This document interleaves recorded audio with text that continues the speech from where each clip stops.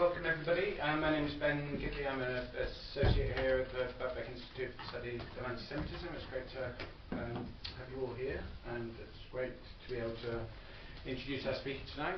But Spencer Sunshine. I've known Spencer for a couple of decades in various capacities, and it came his second visit to Birkbeck, I think, and the last time was on the eve of Trump's inauguration, and the world has, the topic that he's talking on has unfortunately not become less relevant in the period in between.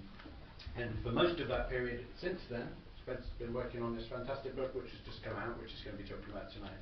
And he's not actually too shy to promote it, but I will add to that by saying we have some copies here and some discount vouchers, and you will have an opportunity to fight over the 3 copies that we have, or if you don't get to the front of that queue, you can take a discount flyer. Spencer's he's got a PhD in sociology. He's been a writer and a journalist on the US far right, on anti-Semitism, and on kind of interesting margins of those topics. He's the co-editor of Exposing the Far Right and Fighting for Democracy, also published by Routledge a couple of years ago, and he's written for Southern Poverty Law Center, Daily Beast, The Forward, Truth Out, many other publications, and been translated into many languages, and we're thrilled to have him here to talk about neo-Nazi terrorism and countercultural fascism.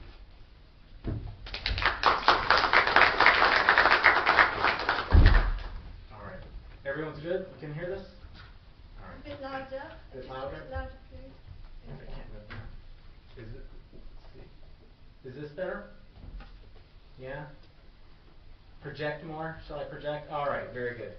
Well, thank you, Ben, Naomi, and David for this. And this is I've done this is the 8th talk I've done in Europe and Britain. So this is my I wouldn't say swan song, but I'll be going back to the States after this. So thank you all for coming out. So James Mason's Siege is one of these unusual cases in which a single ideological text drives a specific political movement. In this case, it's the canonical wing of contemporary neo-Nazism, which openly advocates terrorism. Siege rejects legal political actions. It advocates not just guerrilla warfare, but racially based lone wolf attacks, mass murder, and riots. And it praises Charles Manson as the new neo-Nazi guru. There's several groups that have based their ideology on this book, the best known of which is the Atomwaffen Division, a group that is based in the US, but it's been linked to 5 murders. They had official and unofficial chapters elsewhere in the world. They had a relationship with Britain's National Action and spun off copycat groups like the Feuerkrieg Division and the Sonnenkrieg Division. All members of Atomwaffen were required to, as the hashtag goes, read Siege, and one member described it as their, quote, Bible. More generally, outside of the groups itself, this kind of politics based on the book are called siege culture. And this, in turn, has developed a number of Telegram channels, which are dubbed Terrogram, and they've recently been prescribed in Britain. All of these follow the doctrine of accelerationism. This advocates collapsing the current political system entirely in hopes of seizing power afterwards and forming a national socialist state. The praxis for this is violence, today usually in the form of single-actor massacres. Accelerationists can be found throughout North and South America, Eastern and Western Europe, and even in the Middle East. And we can directly document at least a dozen murders that are linked to siege culture, and there are undoubtedly more that we don't know about. Sometimes after people commit massacres, they destroy remove their social media or destroy their hard drives and stuff. So, for example, right now, as we speak, there's a trial going on for an Atomwaffen member in California who murdered a gay Jewish man. And there are dozens of neo-Nazis from this milieu in prison around the world. So I'm going to talk a little bit about how I came to write this book, which was quite unintentional. I started after the Charlottesville Unite the Right rally in August 2017. This was the largest fascist-led rally in the United States since at least the 70s. Became infamous for street fighting between anti-fascists and the fascist attendees, and it ended with a neo-Nazi car attack that killed one anti-fascist, Heather Heyer, who I co-dedicated the book to. And about 30 other people were injured in that car attack. So after this, in the media, there was a lot of talk about siege, but there wasn't like very much about what was in it. And so I was working with a think tank at the time, and I was going to read the book and write an overview of Mason's background. And it was supposed to be one article. I couldn't, in the academic sources that existed, I couldn't get the secondary text to fit. The dates wouldn't line up. There wasn't, really quite cohesion. And so I used the very obscure research tool Google, and I found out that there were the James N. Mason papers at the University of Kansas. So I also found out the University of Kansas is not easy to get to. I had to fly to Kansas City, Missouri. There was no bus to get there. And I think I eventually took an Uber and drove an hour because it was just cheaper than renting a car and then holding it for 5 days, right? When I got there, I found that Mason had sold 60 boxes of correspondence.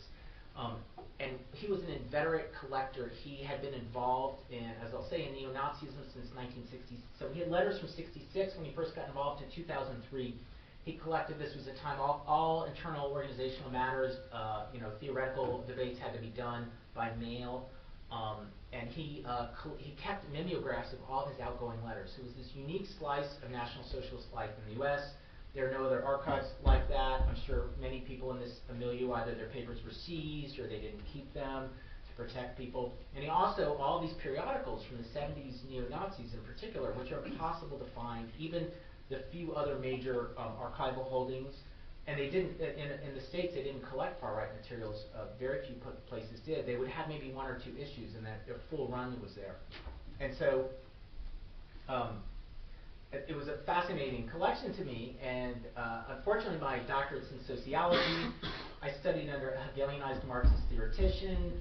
My dissertation was like on ontolo-epistemological issues in post-war social movements. And I'd done some archival work, so I thought I could do this, but I had not worked with correspondence. And I ended up spending 5 years and not 6 months on this. So the majority of the material in the book has not been documented before, or only in passing, or in many cases incorrectly, which is why I couldn't get many of these details to line up. And so it's one reason I took a lot of time to footnote everything. There's hundreds, maybe thousands of footnotes in here. I had to show a lot of serious people were wrong in what they had said about things in the past. A number of people in the book are pathological liars, and I needed to untangle everything that they said and show why it was untrue. And so the book is two halves. The first half is neo-Nazi terrorism, and the second half is countercultural fascism. So I'm going to go through some of the outlines of the book with some comments. So as I said, the first half involves a part of National Socialist history in the United States that's been almost entirely overlooked by scholars. And this is partly important because this is when the template for contemporary U.S. neo-Nazism was set, which continues to today. Before World War II, in the mainstream, it was acceptable to support Nazi Germany, but separately, there were groups in the States that were trying to make the country a National Socialist state itself. There were two big groups. There was the German-American Bund, who are based in the German-speaking, largely immigrant community, and there were the Silver Shirts, who were a group led by a native-born mystical fascist. These groups disbanded when the war broke out. The leadership was prosecuted. After the war, the far right in general was delegitimized, and so it took a number of years for National Socialism to reestablish itself. In 1958, several important far-right groups were formed. These included the crypto-anti-Semitic John Birch Society, the Liberty Lobby of Willis Carto, whose affiliated group, the Institute for Historical Review, would be the key organization to help spread Holocaust denial in the United States. And the group that was most important to our story was George Lincoln Rockwell's National Committee to Free America from Jewish Domination, because in the next year it morphed into the American Nazi Party. This was the first openly neo-Nazi party of the post-war era. They wore brown shirts, waved swastika flags, and praised Hitler. The group was small. It had 100 or 200 members at its height. And Rockwell was largely seen as a clown, and they mostly acted like a provocative theater group. But within 2 decades of this, neo-Nazi theatrics would turn into murder. In addition to opening the epistemological space for neo-Nazism, Rockwell's other contribution was to Americanize National Socialism by making important ideological changes, and again, these are the template that's in use today. Frederick Simonelli, in his book The American Führer, George Lincoln Rockwell and the American Nazi Party, identifies Rockwell's three main innovations as embracing Holocaust denial, encouraging Christian identity as consistent with Neo-Nazism. This is an explicitly racist and anti-Semitic version of Christianity.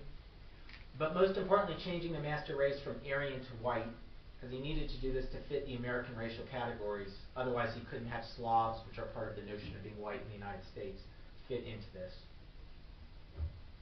In 1962, Rockwell participated in the Cotswold meeting here in Britain. That's where they established a neo-Nazi international, the World Union of National Socialists.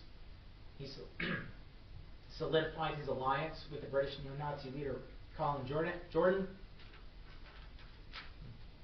And he also met Savitri Devi, whose idea that Hitler was a kind of divine being would become very influential in neo-Nazism, including on Rockwell's party. Sorry. And in 1966, a 14-year-old named James Mason joined the American Nazi Party. The next year, Rockwell was assassinated, and the party's name became the National Socialist White People's Party, or the NSWPP. There's a slew of acronyms. I'll try to spare you as much as I can. I'm just going to call it the parent party from now on. The new leader who replaced Rockwell was very unpopular with the members, and so in less than a decade, 5 new groups had splintered off of it. About 10 new groups splintered off. They acted just like Trotskyists. They created an alphabet soup of similar acronyms, and they quickly devolved into an orgy of infighting. They made a couple attempts to form umbrella groups in order to attempt to compete with the parent party, but all of these ended up in disaster. But what they did is try out a bunch of different strategies and tactics as they were searching for a new direction to take. And again, these remain the basic options for activism in the neo-Nazi toolkit today.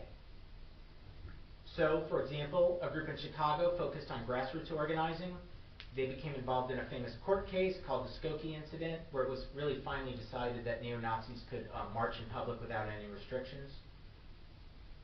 The other splinter groups did things like form due-paying membership parties that made propaganda, held high-profile rallies that would inevitably turn into brawls, or ran for office.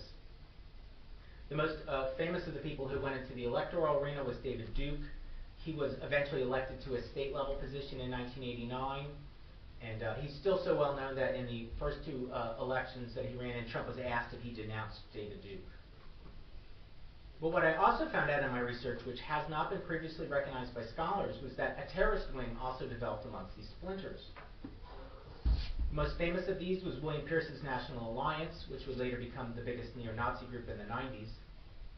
But also of importance was the National Socialist Liberation Front, the NSLF, which formed in 1974 in Southern California.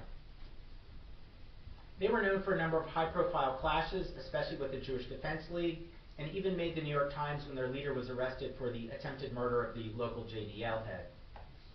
He was released later, or the charges were dropped. The NSLF was modeled on New Left terrorist groups like the Symbionese Liberation Army and the Weather Underground. They attempted to start a campaign of guerrilla warfare. They did some bombings, mostly of communist groups, but no one was hurt in them. But their most important innovation was to adapt 1960s countercultural style. This was a real break from the culturally conservative National Socialism that had existed in the U.S. till then. So, for example, Mason, for years, railed about the strict regulations on haircuts that the parent party had, particularly irked him. And so instead, the NSLF wore fatigues, they had long hair, and they openly smoked pot. After the first NSLF leader was killed, his successor made the group strongly anti-Zionist. This was in no part because when he was still a leftist in 1973, he had gone to Lebanon and was horrified by his experiences. Also, he ended up, I found him because he was imprisoned. He got 25 years for pedophilia. And in the United States, prisoner addresses are public information, so I found him and corresponded with him. He had a photographic memory. It was really quite astounding. And Mason secretly joined this group in 1976. Just before he did so, in 1975, he co-founded his own group, the National Socialist Movement. And its goal was to push these other neo-Nazi splinters into violence. In 1977 was the first mass murder by a neo-Nazi in the U.S. who tried to kill his Jewish boss, ended up not killing him but slaughtering a number of his co-workers. And it's at this point that a bunch of single-actor killings by neo-Nazis start up in the U.S. Now, the people in the other neo-Nazi parties tried to distance themselves from these murders, but counterintuitively, Mason saw political potential in them. So, for example, he had been in the parent party with a guy named Joseph Paul Franklin, who became a serial killer, killed up to 22 people. But he's most famous for shooting Larry Flynt, who published the porn magazine Hustler. He failed to kill him, but Flynt was paralyzed for life.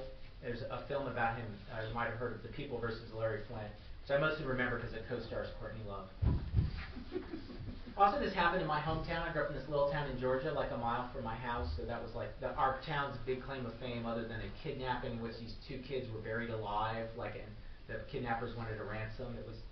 It was a feel-good kind of town. So after all the sectarian infighting in the 70s, Mason decided there was no point in doing any kind of legal political action. In his view, and honestly I think he was right about this, there were no political forces in U.S. society that were going to allow an open neo-Nazi party to take power. And so he looked for a different approach. In 1980, he started Siege, where he developed his new ideas. Technically, it was the theoretical organ of the NSLF. This was the wannabe guerrilla group. But he split from them in 1982 after the fourth leader accused him of wanting to make the group, quote, the political wing of the Manson family. Mason mimeographed Siege, and he never made more than 100 copies, but what he advocated would be extremely prescient. He didn't just encourage guerrilla warfare, but he was one of the first neo-Nazis, if not the very first one, to advocate lone wolf attacks. He praised racialized massacres, assassinations, bombings, and civil unrest, and he counseled that if you're going to go out and commit murder, do it in a highly visible and stylized manner. And this idea in particular would become quite influential later on. At least within the scope of his ideological world, the point of these acts was that they would have the potential to destabilize the system, as he called it. So, for example, in regards to one racial conflict, he asked, what if there were, at the same time, 6 or a dozen of them? The power to break the system does exist. Mason had a practice of writing to prisoners, and through this, he became close to cult leader Charles Manson. And although it's often overlooked, Manson was a racist, anti-Semite, and a misogynist with a swastika tattooed on his forehead. Mason in particular liked his phrase, dead in the Jews' money, and he used it in Siege a couple times. Mason proclaimed that Manson was the new neo-Nazi guru, and he developed a new semi-spiritual system called Universal Order, which combined some of Charles Manson's ideas with National Socialism. Manson had suggested the name Universal Order, and James Mason used it as the title of Siege, as the publisher of Siege, the rubric in which it was published under after 1982, after he split from the NSLF. Charles Manson also affected Mason's political views. Mason caged his advocacy of violence a little bit, using the slogan "total attack" or "total dropout."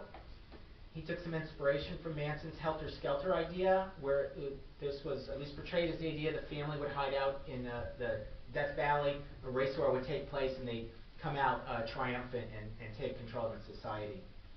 And so Mason was interested in this idea, although honestly in Siege mostly he talked about violence. By the end of the 1970s, large parts of the white supremacist movement turned towards revolutionary violence.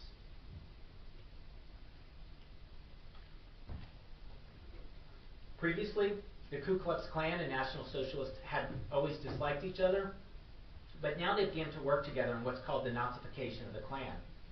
And this is usually marked by the start of this is marked by the 1979 Greensboro massacre, where 5 members of the Communist Workers' Party were gunned down by a joint Klan Nazi group. In 1983, a terrorist group called the Order was formed, and they murdered a Jewish talk show host in Denver, Colorado. And in 1988, the Nazi skinhead movement exploded in the U.S. It was imported from Britain, of course, and each year the Nazi skins committed more and more murders. By 1998, one report found that far-right skinheads had killed at least 50 people. But back in 1986, Mason admitted that his message hadn't gotten through to his fellow neo-Nazis, and he folded up Siege. There were only 66 names on his final mailing list, and this included his trades with other publications. But just before he stopped, he attracted attention from a very different quarter, and this changed his life. It came in the form of 4 people who were involved in what I call the extreme culture scene. And this is a name, it's interesting, there's a lot of scholarship on 80s, 90s countercultures going back now, and these names for these scenes are all sort of made up, right, for genres. I don't see this used now, but it was what we called it at the time, So this was a sort of branch off from punk rock. It had an air of comparative sophistication. It involved musicians, writers, publishers, and filmmakers. In the scene, they fetishized extremes for their own sake, so including serial killers, pedophilia and child murder, cult leaders, specifically including Charles Manson, Hitler, eugenics and dysgenics, necrophilia, and extreme misogyny. The scene was connected to the industrial music scene. This was a kind of, I describe it as a no-chord atonal music that started in the mid-70s. It drew on a lot of much older traditions in the avant-garde scene of sound experimentation. It started being mostly based in London. The genre's founding band was Throbbing Gristle, and they used a lot of Nazi imagery. They used it, and others in the milieu used it. It was often very unclear what was a critique, what was a provocation, what was sympathy, and what was adherence.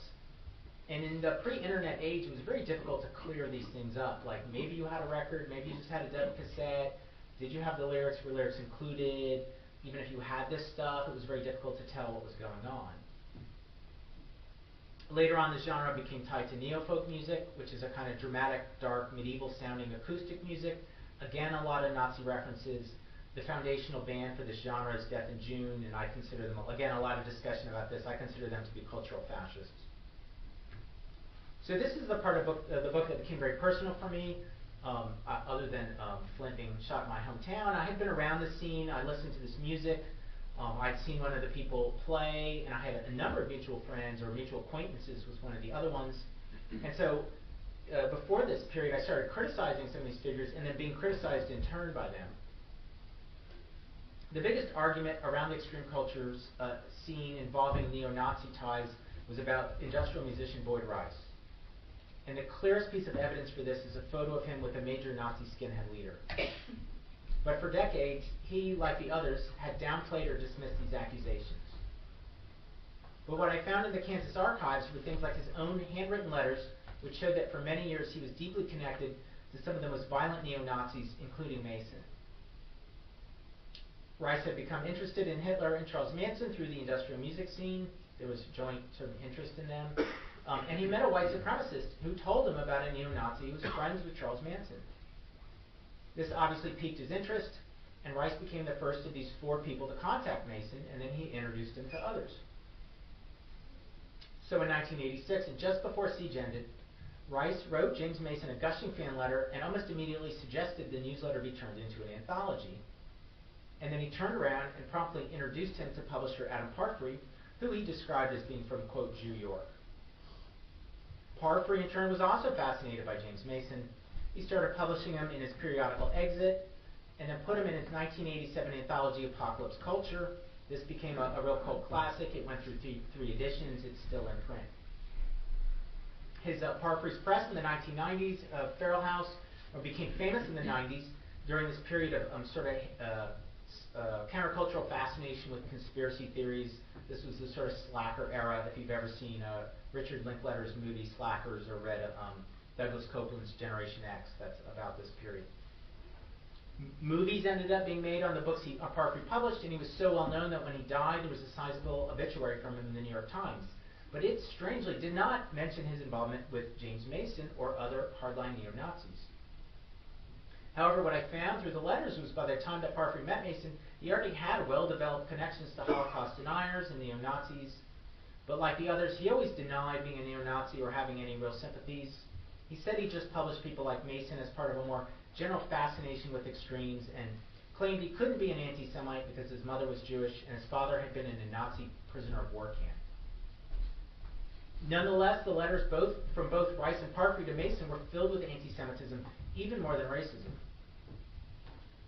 Rice also introduced Mason to Michael Moynihan, who was a younger industrial musician, although he later switched to playing neo-folk under the name Blood Axis.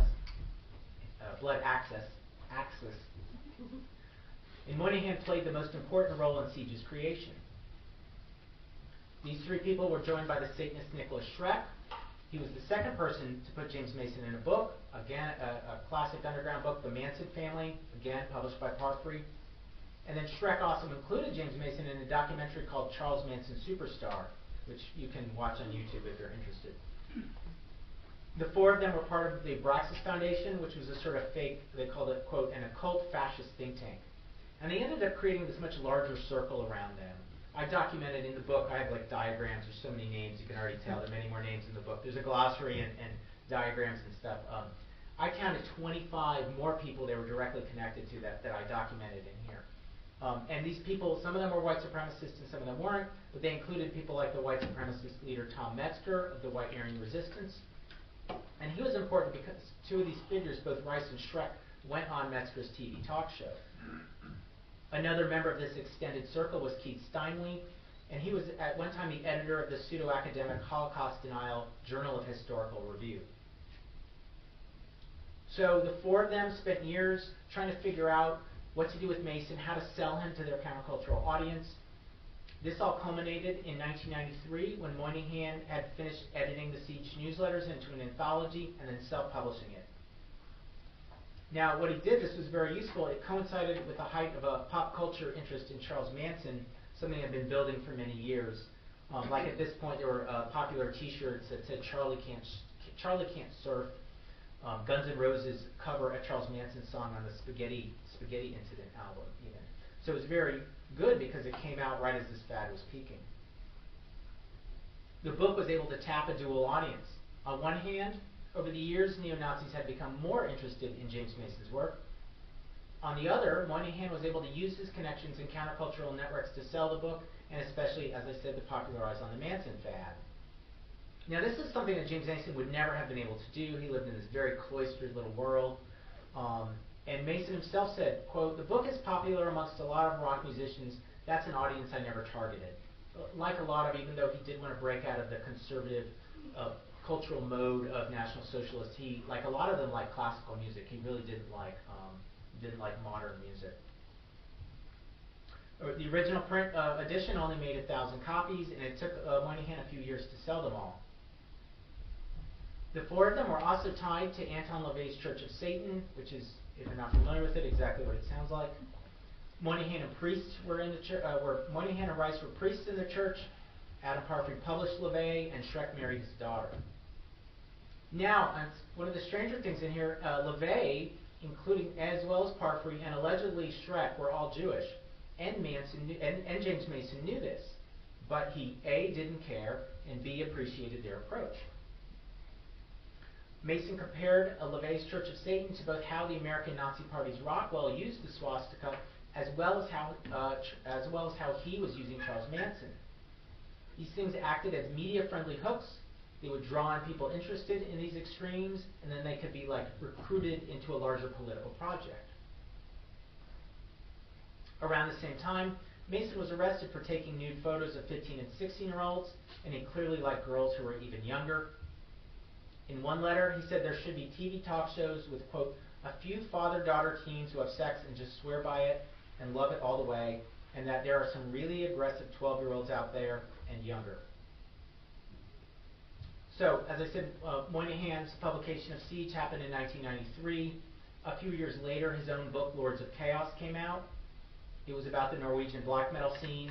Again, it was published by Adam Parfrey, and again, it became an underground classic that sold tens of thousands of copies. A few years ago, it was made into a very bad movie.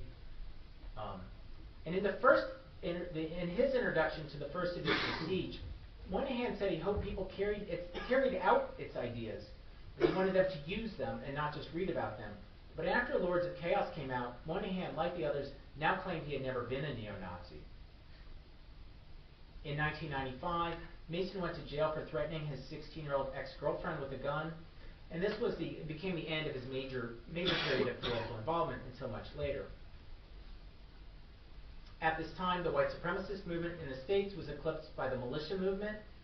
At around 95, hundreds of far-right paramilitaries were formed. And in 1995, it became infamous when two militia movement members bombed the federal building in Oklahoma City, killing 168 people. This attack in turn was inspired by the Turner Diaries, a terrible novel written by former American Nazi Party member William Pierce. And it tells a story about how a band of guerrillas set off a race war that ends with Tel Aviv and New York City being nuked. Now, partly what's interesting here is Pierce had actually been Mason's mentor. Mason credited him with saving his life as a teenager by, Mason said he was going to do a school shooting, and he called American Nazi Party headquarters, and Pierce answered, and he said, well, why don't you come to the party headquarters? And Mason did, and hung out there until he was 18. And in fact, Mason's own ideas had their genesis while he was reading the serialization of the Turner Diaries in the mid-70s. It was actually serialized from 75 to 78 and then made into a book in 78. So Mason got out of jail in 1999. While he was in prison, he had created his own idiosyncratic, racist, and anti-Semitic version of Christianity that involved UFOs. And he self-published a few books based on this when he got out. A second edition of Siege came out in 2003. This edition made 500 copies. There were two people responsible for putting it out. One of them is Greg Johnson, and he would later play an important role as an alt-right intellectual. He runs the website Countercurrents. I did an article with the Southern Poverty Law Center about this if you're interested in him. And then Siege was put online in 2006. But even amongst neo-Nazis, it was a pretty marginal text. I personally knew about it because there were debates in, again, this music counterculture I was around about neo-Nazism, and the links were pretty close. So, for example, I lived in Portland, Oregon in the late 90s when Parfrey and Moynihan lived there. Moynihan had done a reading at a fanzine shop owned by my friend. She was later elected to a one term as a city councilor there, and this became something her critics used, that this fascist had spoken at her zine shop. Also, she knew Parfrey too, so it was really weird when I talked to people because sometimes they're like, "Oh wow, you know that guy." I don't know what to say about that.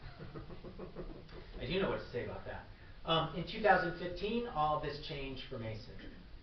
There was a new wave of young militant neo-Nazis who rediscovered Siege. Its ideas, which had been so outlandish and out of tune in the 1980s, now matched the current situation. The book was rediscovered by Iron March, which was a website and discussion board used by a lot of younger militant neo-Nazis, the Atomwaffen Division being the most important group to come out of it.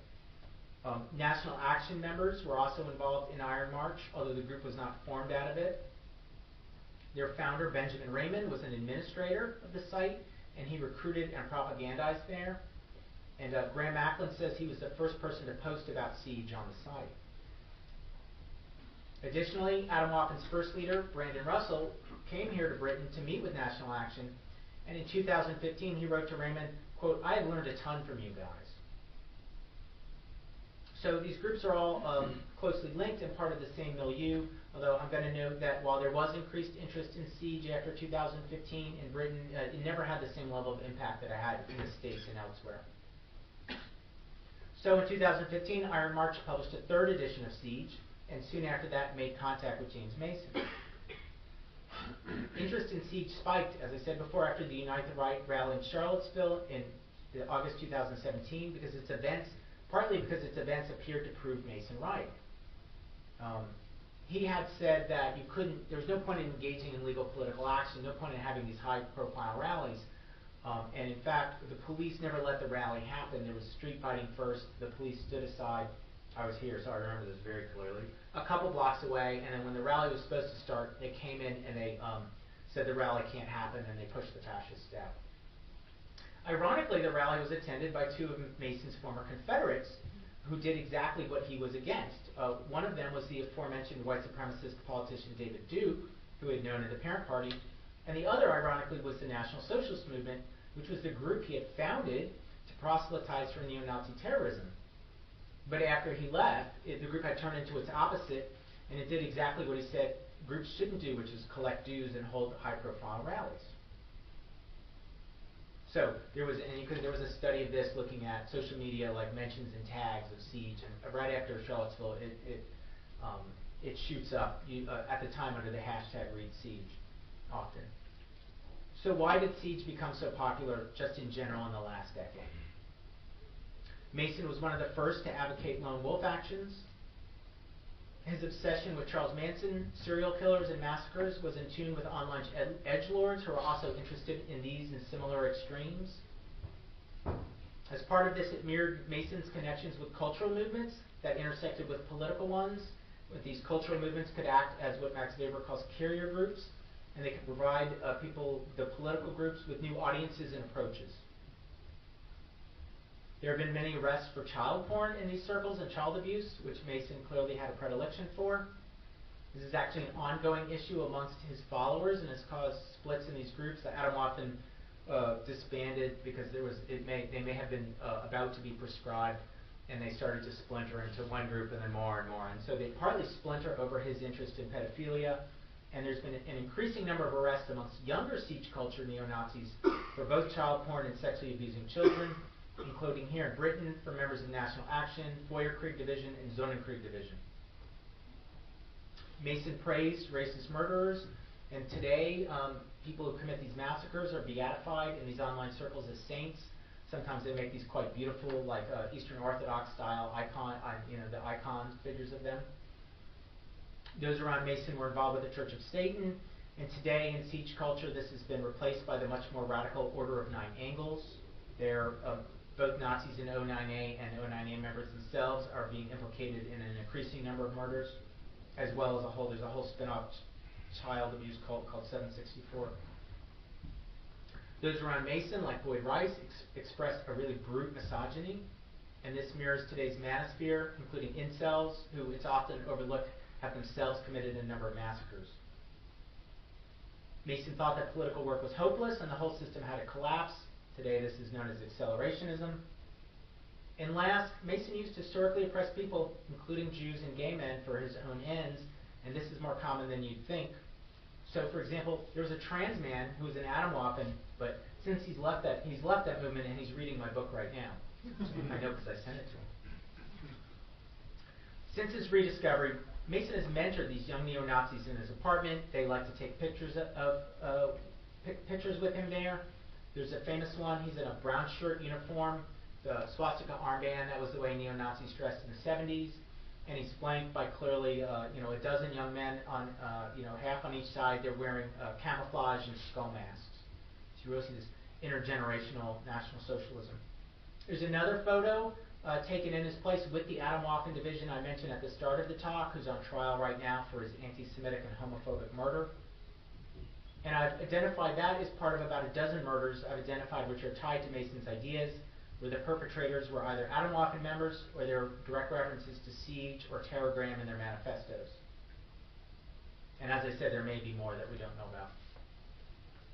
So what siege is not is a blueprint for a National Socialist society, either in the United States or elsewhere.